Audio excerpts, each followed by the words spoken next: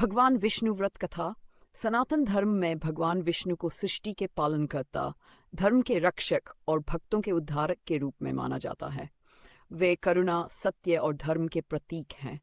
जो भक्त श्रद्धा और विश्वास के साथ भगवान विष्णु का व्रत रखते हैं, उनकी मनोकामनाएं पूर्ण होती हैं तथा जीवन में सुख, शांति और समृद्धि का आगमन होता है। प्रस्तुत है भगवान विष्णु की एक विस्तृत व्रत कथा। बहुत समय पहले की बात है। एक सुंदर नगर में धर्मशील नाम का एक राजा राजा करता था। राजा प्रजा का पालन पिता के समान करता था। उसके राज्य में धन धान्य की कोई कमी नहीं थी। लोग सुखी और संपन्न थे। फिर भी राजा के मन में एक गहरा दुख था। उसकी कोई संतान नहीं थी। अनेक यज्ञ, दान और पूजा पाठ करने के बाद भी उसे पुत्र प्राप्ति नहीं हुई। राजा की रानी भी अत्यंत धार्मिक और पतिव्रता थी। वह प्रतिदिन भगवान विष्णु की पूजा करती और उनसे संतान प्राप्ति की प्रार्थना करती। समय बीतता गया, परंतु उनकी इच्छा पूरी नहीं हुई। एक दिन राजा और रानी अत्यंत दुखी होकर वन की ओर चले गए। वहां उन्हें एक महान तपस्वी ऋषि मिले।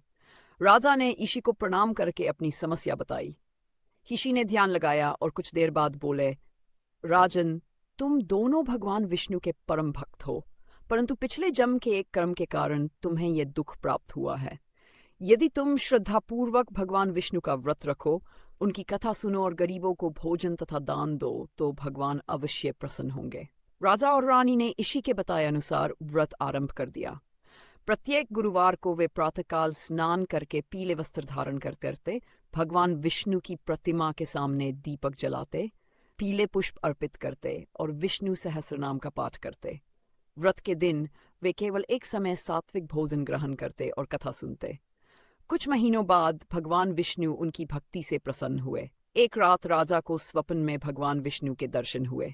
भगवान ने कहा, हे राजन, तुम्हारी भक्ति और निष्ठा से मैं प्रसन्न हूँ। शीघ्र ही तुम्हारे घर एक तेजस्वी पुत्र का जन्म होगा, जो धर्म और न्याय का पालन करेगा। स्वप्न समाप्त होने पर राजा अत्यंत प्रसन्न हुआ। उसने ये बात रानी को बताई। कुछ समय बाद रानी ने एक सुंदर पुत्र को जन्म दिया। पूरे राज्य में उत्सव मनाया गया। राजा ने गरीबों को अन्न, वस्त्र और धन का दान दिया। तब भगवान विष्णु का भव्य पूजन कराया। वर्षों बीतते गए। राजकुमार बड़ा होकर विद्वान, वीर और धर्मात्मा बना। राजा और रानी भगवान विष्णु की कृपा का स्मरण करते हुए नियमित रूप से व्रत करते रहे। उसी नगर में एक गरीब ब्राह्मण भी रहता था। वह बहुत विद्वान था, परंतु अत्यंत निर्धन था। उसके परिवार को 2 समय का भोजन भी कठिनाई से मिलता था। ब्राह्मण की पत्नी अक्सर चिंतित रहती और भगवान से प्रार्थना करती कि उनके घर की गरीबी दूर हो जाए। एक दिन ब्राह्मण की पत्नी पड़ोस की महिलाओं के साथ भगवान विष्णु की व्रत कथा सुनने गई। वहां उसने व्रत का महत्व सुना। घर लौटकर उसने अपने पति से कहा, यदि हम भी श्रद्धा से भगवान विष्णु का व्रत रखें तो शायद हमारी दरिद्रता दूर हो जाए। ब्राह्मण ने सहमति दी। अगले गुरुवार से दोनों ने व्रत आरंभ कर दिया। वे भगवान विष्णु का स्मरण करते, कथा सुनते और यथाशक्ति दान करते। यद्यपि उनके पास देने के लिए बहुत कम था, फिर भी वे किसी भूखे को खाली हाथ नहीं लौटाते थे। भगवान विष्णु उनकी सच्ची भक्ति से प्रसन्न हुए। एक दिन एक वृद्ध साधु उनके घर आया। ब्राह्मण दंपति ने उसका आदर सत्कार किया और अपने हिस्से का भोजन भी उसे अर्पित कर दिया।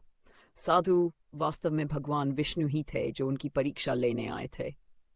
भोजन ग्रहण करने के बाद साधु ने कहा, तुम्हारी अतिथि सेवा और भक्ति से मैं प्रसन्न हूँ।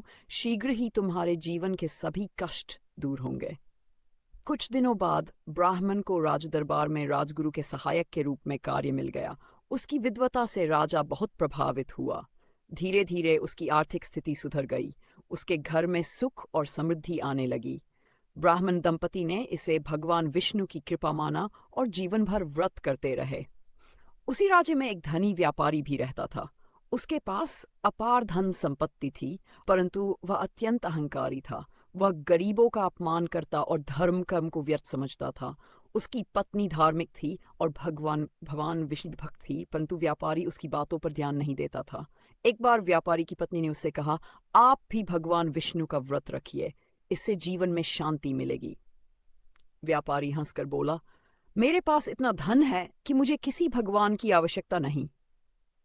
समय का चक्र घूमता है। कुछ वर्षों बाद व्यापारी के व्यापार में भारी हानि होने लगी। उसके जहाज समुद्र में डूब गए, गोदामों में आग लग गई और धीरे धीरे उसकी सारी संपत्ति नष्ट हो गई। जो लोग पहले उसके मित्र थे वे भी उससे दूर हो गए। व्यापारी बहुत दुखी हुआ। तब उसकी पत्नी ने कहा, यह समय भगवान की शरण में जाने का है। धन और अहंकार स्थायी नहीं होते। व्यापारी को अपनी भूल का एहसास हुआ।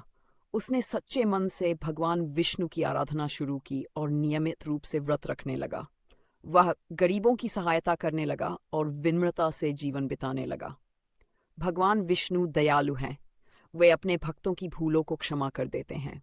कुछ समय बाद व्यापारी का व्यापार फिर से चल पड़ा। उसे पर्याप्त धन मिलने लगा, परंतु इस बार वह अहंकारी नहीं बना। उसने अपने धन का उपयोग धर्म और सेवा के कार्यों में किया। एक दिन राजा ने पूरे राज्य में भगवान विष्णु के सम्मान में एक विशाल उत्सव आयोजित किया। उस उत्सव में राजा, ब्राह्मण, व्यापारी और राज्य की समस्त प्रजा उपस्थित हुई। सभी ने मिलकर भगवान विष्णु का भजन कीर्तन किया और उनकी महिमा का गुणगान किया। उत्सव के दौरान एक दिव्य प्रकाश प्रकट हुआ। लोगों ने अनुभव किया कि भगवान विष्णु की कृपा पूरे राज्य पर बरस रही है। उस दिन सभी ने यह समझा कि सच्चा सुख केवल धन या वैभव में नहीं बल्कि भक्ति, सेवा और धर्म में है। भगवान विष्णु की कृपा से राज्य में सदैव शांति और समृद्धि बनी रही।